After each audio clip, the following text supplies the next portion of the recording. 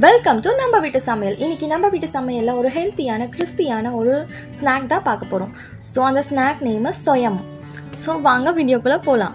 First ஒரு pan எடுத்துக்கோங்க. பேனில் 100 grams ஆஃப் ஜாகரி போட்டுட்டு 1/4 டம்ளர் தண்ணி ஊற்றிக்கோங்க.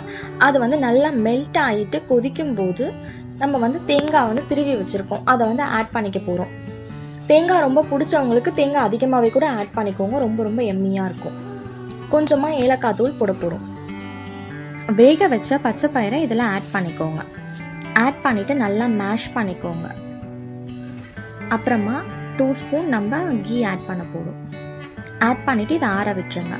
ஒரு பவுலில் 1 கப் ஆஃப் மைதா எடுத்துகிட்டு ஏலக்காய் பவுடர் போட்டுட்டு கொஞ்சமாக சால்ட் போட்டுட்டு மஞ்சத்தூள் போட்டுக்கோங்க. போட்டுட்டு கொஞ்சம் கீ ஆட் பண்ணிக்கோங்க. தேவையான அளவுக்கு தண்ணி ஆட் பண்ணிவிட்டு டிப் பண்ணுற கன்சிஸ்டன்சிக்கு கொண்டு வந்துடுங்க. நம்ம செஞ்சு வச்சுருந்த ஸ்டஃபிங்கை எடுத்து ரவுண்ட் பண்ணிக்கோங்க. நல்லா பால்ஸாக பண்ணிவிட்டு அதுக்குள்ளே எண்ணெய் கடாயை ரெடி பண்ணிக்கோங்க.